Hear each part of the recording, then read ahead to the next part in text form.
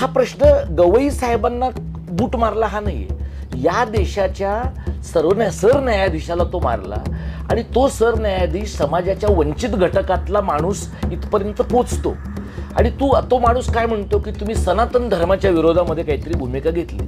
सनातन धर्माबद्दलचा एवढा माजोरडापणा करणारा माणूस सर्वोच्च न्यायालयाच्या सरन्यायाधीशाच्या बेंचच्या इतका जवळ पोचतो, फिजिकली, टेक्निकली पोचतो सोडून दे, फिजिकली पण पोचतो. हे एवढं तुम्हाला सांग, हे असं चंद्रचूडांच्या बाबतीत घडलं असतं का?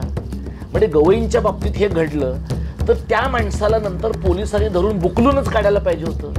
गवई साहेबांचा हा टेक्निकल मोठेपणा झाला की मला काही परस्यू करायचं नाही. मला असं वाटतं की गवई साहेबांनी त्याला अद्दल घडेल अशा प्रकारची भूमिका घ्यायला पाहिजे होती. तो राहिला असता 4 दिवस तुरुंगात तर काय बिघडलं असतं? सर्वोच्च न्यायालयाचे जे सरन्यायाधीश आहेत त्यांना तिवारी, आता त्यांचं म्हणणं आहे की ते तिवारी नाही आहेत, पण ते तिवारी म्हणूनच सगळीकडे राकेश किशोर यांनी बूट फेकून मारला. म्हणजे माध्यमांमध्ये असं सांगितलं की प्रयत्न केला, बूट फेकून मारण्याचा प्रयत्न केला, परंतु नंतर त्याचे व्हिडिओ आले,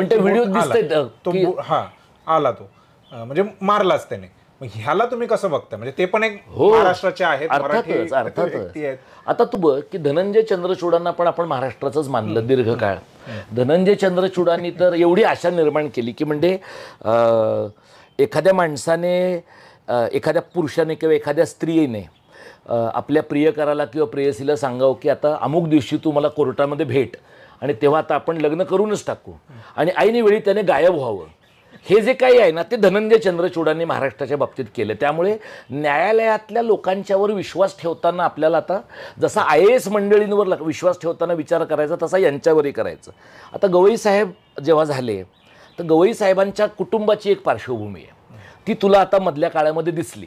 म्हणजे गवई साहेबांच्या आईला आमंत्रण देण्यात आलं संघाच्या कार्यक्रमाचं. मग कुणीतरी हस्तलिखित पत्र लिहिलं. लोक म्हणले वा वा, कमलताईंनी केवढा महान निर्णय घेतला. मग कमलताई म्हणले पण हे पत्र माझंच नाही आहे. मग ते जे दुसरे दुःखी भाऊ आहेत गवई साहेबांचं, ते म्हणले की मी तर कुठेच गेलो असतो. तर त्यांचं दुःख एवढंच होतं की माझा भाऊ मुख्य न्यायाधीश झाला पण माझी अजून काही सोय लागलेली नाही. ती सोय लागण्याची शक्यता संघाच्या कार्यक्रमातनं होती, तर कशाला तुम्ही माझ्या आईला अडथळा आणता. एवढंच. म्हणजे बिचारा दुःखद आत्मा आहे राजेंद्र गवई, त्याच्याबद्दल मला पूर्ण सहानुभूती आहे. आता हा जो माणूस आहे ज्याने बूट फेकून मारला, तर त्याने बूट फेकून मारल्यानंतर एरवी तू साधा विचार कर, ते हा एकदा असं म्हणला बघ, कुणाल कामरा, तो असं म्हणला की भारताचं सुप्रीम कोर्ट हे एक ब्राह्मण बनिया सिंडिकेट आहे. आणि तो असं म्हणला की समजा ह्याच्यामुळे न्यायालयाला वाईट वाटलं, अपमान झाला आणि त्यांनी माझ्या विरोधात जर एक याचिका, त्याने माझ्या विरुद्ध एक कंटेम्प्ट ऑफ कोर्टची याचिका केली, तर त्यांना ब्राह्मण बनिया नसलेलं बेंच बसवायला किती वेळ लागेल, किती वर्ष लागतील. तर कामराचं ते जे म्हणणं आहे ना, ते आणि गवई साहेबांवरचा हल्ला ह्याच्यामध्ये एक को रिलेशनशिप आहे बघ. हा जो माणूस आहे सनातनी स्वतःला म्हणणार, तो काय म्हणतो की मी हे फेकून मारलं त्यांना. म्हणजे तू जर व्हिडिओ पाहिला असता त्यांच्या कानाच्या जवळून तो बूट गेल्यासारखा दिसतो. हा प्रश्न गवई साहेबांना बूट मारला हा नाहीये, या देशाच्या सरन्यायाधीशाला तो मारला आणि तो सरन्यायाधीश समाजाच्या वंचित घटकातला माणूस इथपर्यंत पोचतो आणि तो माणूस काय म्हणतो की तुम्ही सनातन धर्माच्या विरोधामध्ये काहीतरी भूमिका घेतली. सनातन धर्माबद्दलचा एवढा माजोरडापणा करणारा माणूस सर्वोच्च न्यायालयाच्या सरन्यायाधीशाच्या बेंचच्या इतका जवळ पोचतो, फिजिकली, टेक्निकली पोचतो सोडून दे, फिजिकली पण पोचतो. हे एवढं तू मला सांग, हे असं चंद्रचूडांच्या बाबतीत घडलं असतं का? म्हणजे गवईंच्या बाबतीत हे घडलं तर त्या माणसाला नंतर पोलिसांनी धरून बुकलूनच काढायला पाहिजे होतं. गवई साहेबांचा हा टेक्निकल मोठेपणा झाला की मला काही परस्यू करायचं नाही.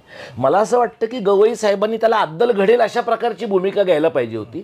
तो राहिला असता 4 दिवस तुरुंगात तर काय बिघडलं असतं. आणि तो असं म्हणतो की म्हणजे मी काय त्याला म्हणतात, शिकलेलो आहे, ज्ञानी आहे, मी गोल्ड मेडलिस्ट आहे. असं आहे की गोल्ड मेडलिस्ट असणं आणि अक्कल असणं याचा अर्थार्थी काही संबंध नाही आहे. जो माणूस वयाच्या 70व्या वर्षी तुला समजा सनातन धर्माचं काही नुकसान केलं या माणसाने, मुळात गेल्या 10 वर्षात सनातन धर्माचं झालं असेल तर फायदाच झाला आहे, सनातन धर्माला लॉटरीच लागलेली आहे. पण समजा नुकसान झालंय असं तुला वाटते, तू केस कर ना काहीतरी. त्याच्यासाठी तू बूट फेकून मारतोस. मग अशा प्रकारे बूट फेकून मारलेल्या माणसाच्या बद्दल देशाच्या पंतप्रधानाला प्रतिक्रिया द्यायला किती तास लागतात? म्हणजे आपल्या पंतप्रधानांना पहलगाम हल्ल्यावर प्रतिक्रिया द्यायला वेळ लागतो, पुलवामा हल्ल्यावर प्रतिक्रिया द्यायला वेळ लागतो. आणि गवईंवर बूट फेकून मारल्यावरही प्रतिक्रिया द्यायला वेळ लागतो. एरवी तर आपले पंतप्रधान दुसऱ्या सेकंदाला प्रतिक्रिया देतात.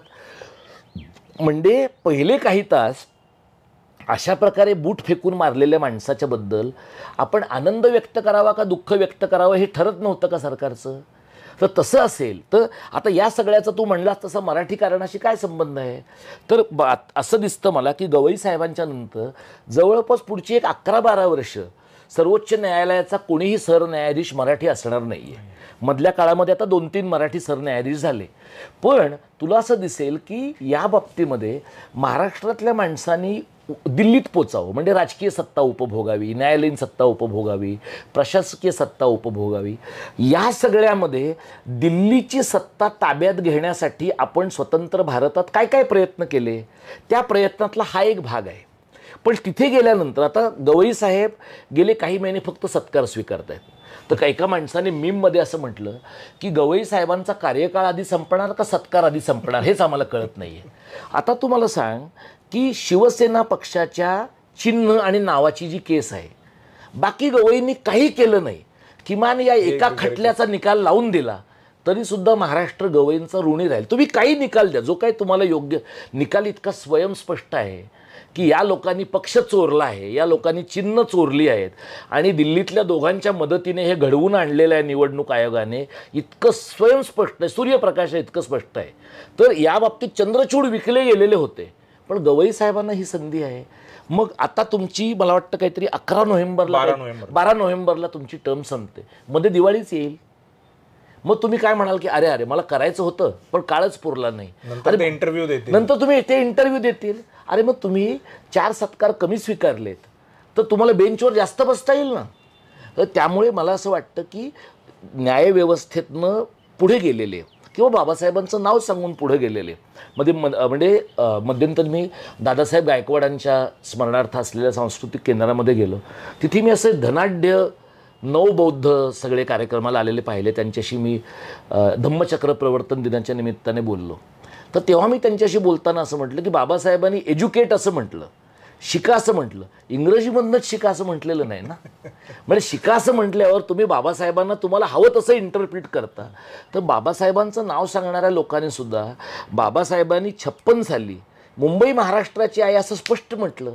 शेड्यूल्ड कास्ट फेडरेशनच्या लोकांना संयुक्त महाराष्ट्राच्या लढ्यात भाग घ्या असं म्हटलं. म्हणजे बाबासाहेबांची राष्ट्रीय आंतरराष्ट्रीय प्रतिभा मांडत असतानाच बाबासाहेब महाराष्ट्रीय पण होते आणि बाबासाहेबांनी मराठ्यांच्या वर्चस्वाचे तोटे काय होऊ शकतील हे पण लोकांना सांगितलं. हे पण सांगायला पाहिजे. आणि त्या दृष्टीनं मला वाटतं की गवईंच्याबद्दल जे काही घडलं त्याच्याबद्दल प्रकाश आंबेडकर अगदी मोजकं नेमकं बोललेले आहेत.